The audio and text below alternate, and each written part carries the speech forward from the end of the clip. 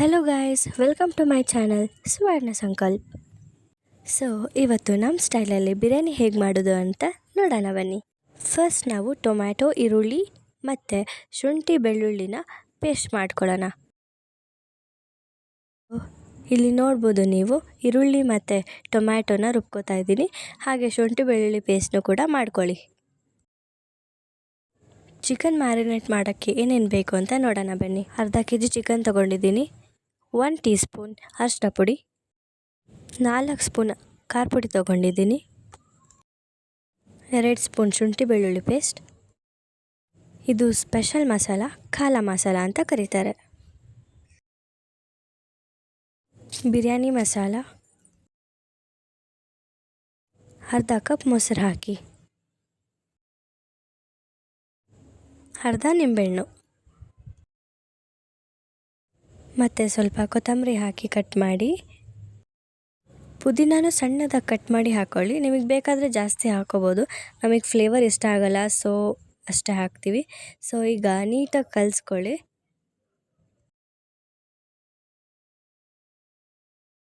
ಅಯ್ಯೋ, ನಾನು ಉಪ್ಪು ಹಾಕೋದೇ ಮರ್ತು ಹೋಗ್ಬಿಟ್ಟಿದ್ದೆ.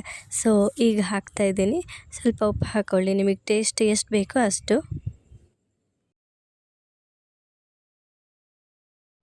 ಎಲ್ಲ ನೀಟಾಗಿ ಮಿಕ್ಸ್ ಮಾಡಿ ಒಂದು ಅರ್ಧ ಗಂಟೆ ಮ್ಯಾರಿನೇಟ್ ಆಗೋಕ್ಕೆ ಬಿಡಿ. ಸೊ ನಾವಿಲ್ಲಿ ಬಿರಿಯಾನಿ ಮಾಡೋಕ್ಕೆ ಬಾಸ್ಮತಿ ರೈಸ್ ತೊಗೊತಾ ಇದ್ದೀವಿ. ಸೊ ಈಗ ರೈಸ್ ಮಾಡೋಣ ಬನ್ನಿ.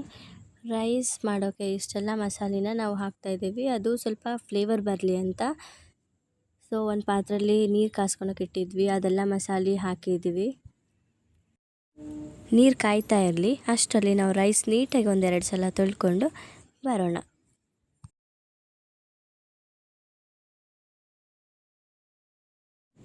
ಅಕ್ಕಿ ತೊಳೆದ್ಮೇಲೆ ಒಂದು 1/4 ಗಂಟೆ ಹಾಗೆ ನೆನೆ ಬಿಡಿ. ಸೊ ಇಲ್ಲಿ ನೋಡ್ತಿರ್ಬೋದು ನೀರು ತುಂಬ ಕುದೀತಾ ಇದೆ. ಈಗ ನೆಂದಿರುವ ಅಕ್ಕಿನ ಹಾಕಿ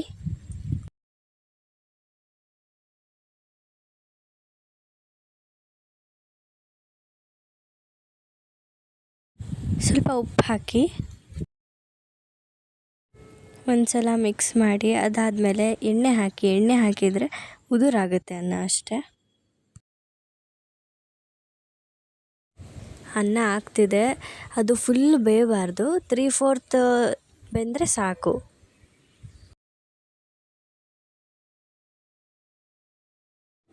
ಈಗ ರೈಸ್ ರೆಡಿ ಆಯಿತು. ನೆಕ್ಸ್ಟ್ ಏನು ಮಾಡೋದು ನೋಡೋಣ ಬನ್ನಿ. ಒಂದು ಪಾತ್ರೆ ತಗೊಳ್ಳಿ, ನಿಮಗೆ ಎಷ್ಟು ಎಣ್ಣೆ ಬೇಕೋ ಅಷ್ಟು ಹಾಕಿ. ಅದಾದಮೇಲೆ ಎಣ್ಣೆ ಕಾದ್ಮೇಲೆ ಸ್ವಲ್ಪ ಮಸಾಲ ಐಟಮ್ಸ್ ಎಲ್ಲ ಹಾಕಿ. 1 ಸ್ಪೂನ್ ಶುಂಠಿ ಬೆಳ್ಳುಳ್ಳಿ ಪೇಸ್ಟ್ನ ಹಾಕಿ ಫುಲ್ ಅದು ನೀಟಾಗಿ ಫ್ರೈ ಆಗಲಿ. ನೀಟಾಗಿ ಫ್ರೈ ಮಾಡಿ. ಫ್ರೈ ಆದಮೇಲೆ ನೆಕ್ಸ್ಟ್ ನಾವು ಈರುಳ್ಳಿನ ರುಬ್ಬಿಟ್ಕೊಂಡಿರ್ತೀವಲ್ಲ ಅದನ್ನು ಹಾಕಬೇಕು. ಈರುಳ್ಳಿ ಪೇಸ್ಟ್ನ ಕೂಡ ನೀಟಾಗಿ ಫ್ರೈ ಮಾಡ್ಕೊಳ್ಳಿ. ಈರುಳ್ಳಿ ಫ್ರೈ ಆದಮೇಲೆ ನಾವು ಟೊಮೆಟೊನ ರುಬ್ಬಿಟ್ಕೊಂಡಿರ್ತೀವಲ್ಲ ಅದನ್ನು ಹಾಕಬೇಕು.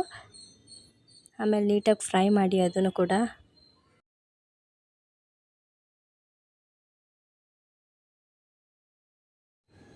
ಟೊಮ್ಯಾಟೊ ಪ್ಯೂರಿ ಎಲ್ಲ ಫುಲ್ ಫ್ರೈ ಆದಮೇಲೆ ನೆಕ್ಸ್ಟ್ ನಾವು ಚಿಕನ್ ಮ್ಯಾರಿನೇಟ್ ಮಾಡಿ ಇಟ್ಕೊಂಡಿರ್ತೀವಲ್ಲ ಅದನ್ನು ಹಾಕಬೇಕು.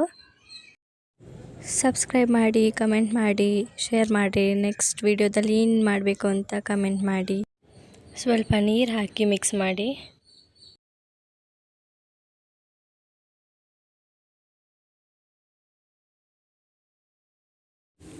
ಬಿರಿಯಾನಿ ಪೌಡರ್ ಹಾಕ್ರಿ.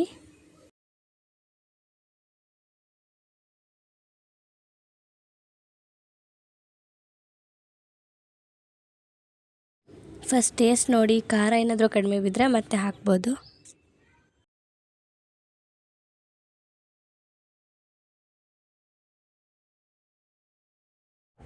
ಈಗ ನಾವು ಚಿಕನ್ ಮಸಾಲಾನ ಹಾಕ್ತಾಯಿದ್ದೀವಿ. ಸೊ ಎಲ್ಲ ಮಿಕ್ಸ್ ಮಾಡಿಬಿಟ್ಟು ಸ್ವಲ್ಪ ನೀರು ಹಾಕಿ, ಅಂದರೆ ಪೀಸ್ ಎಲ್ಲ ಬೇಯಬೇಕಲ್ಲ, ಅದಕ್ಕೆ ನೀರು ಹಾಕಿಬಿಟ್ಟು ಸ್ವಲ್ಪ ಜಾಸ್ತಿನೇ ಬೇಯಿಸಿ. ಎಲ್ಲ ಚೆನ್ನಾಗಿ ಕುದ್ಮೇಲೆ ಪೀಸೆಲ್ಲ ಒಂದು ಸೈಡಿಗೆ ತೆಗೆದಿಟ್ಕೊಳ್ಳಿ. ಅದೇ ಥರ ಹಾಗೆ ಮಸಾಲ ಇರುತ್ತಲ್ಲ, ಸ್ವಲ್ಪ ಗಸಿ ಅಂತ ಹೇಳ್ತಾರಲ್ಲ, ಅದನ್ನು ಸ್ವಲ್ಪ ತೆಗೆದಿಟ್ಕೊಳ್ಳಿ. ಆ ಡಬ್ರಿಯಲ್ಲಿ ಸ್ವಲ್ಪ ಉಳಿಸಿ. ಈಗ ನೋಡ್ಬೋದು ನೀವು ಸ್ವಲ್ಪ ಮಸಾಲ ಇದೆ. ಅದ್ರ ಮೇಲೆ ಒಂದು ಲೇಯರ್ ರೈಸ್ ಹಾಕ್ತೀವಿ, ಬಾಸ್ಮತಿ ರೈಸು. ಅದಾದಮೇಲೆ ಚಿಕನ್ ಮತ್ತು ಸ್ವಲ್ಪ ಗಸಿ ಹಾಕ್ರಿ. ಹಾಗೆ ಸ್ವಲ್ಪ ಕೊತ್ತಂಬರಿ ಹಾಕ್ರಿ. ಅದಾದಮೇಲೆ ಬಿರಿಯಾನಿ ಪೌಡರ್ ಹಾಕ್ರಿ. ಬಿರಿಯಾನಿ ಪೌಡರ್ ಹಾಕಿದರೆ ಇನ್ನು ಸ್ವಲ್ಪ ಟೇಸ್ಟ್ ಜಾಸ್ತಿ ಆಗುತ್ತೆ. ನೆಕ್ಸ್ಟ್ ಮತ್ತೆ ಅದ್ರ ಮೇಲೆ ಒಂದು ಲೇಯರ್ ರೈಸ್ ಹಾಕಬೇಕು.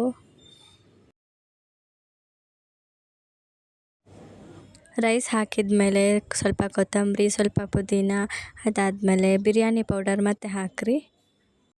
ಸೊ ಈಗ ಸ್ಟವ್ ಆನ್ ಮಾಡಿ, ಸ್ಟವ್ ಮೇಲೆ ಒಂದು ಹಂಚಿಟ್ಕೊಳ್ಳಿ. ಹಂಚಿಟ್ಕೊಂಡಾದ್ಮೇಲೆ ಅದ್ರ ಮೇಲೆ ಪಾತ್ರೆ ಇಡ್ರಿ. ಆವಾಗ ಲೈಕ್ ದಮ್ ಥರ ಆಗುತ್ತೆ. ಅದ್ರ ಮೇಲೆ ಏನಾದರೂ ವಜ್ಜಿ ಮುಚ್ಚಬೇಕು. ಅದಾದಮೇಲೆ ಬಿರಿಯಾನಿ ರೆಡಿ. ಸೊ ನಾವೀಗ ಬಿರಿಯಾನಿ ಜೊತೆ ಹಾಗೆ ಕಬಾಬ್ ಕೂಡ ಮಾಡ್ಕೊಂಡಿದ್ದೀವಿ. ನೆಕ್ಸ್ಟ್ ವೀಡಿಯೋದಲ್ಲಿ ನಿಮಗೆ ಕಬಾಬ್ ಹೇಗೆ ಮಾಡೋದು ಅಂತ ತೋರಿಸ್ತೀವಿ ನಮ್ಮ ಸ್ಟೈಲಲ್ಲಿ. So until take care, love you all, bye. Subscribe to my channel, comment and share.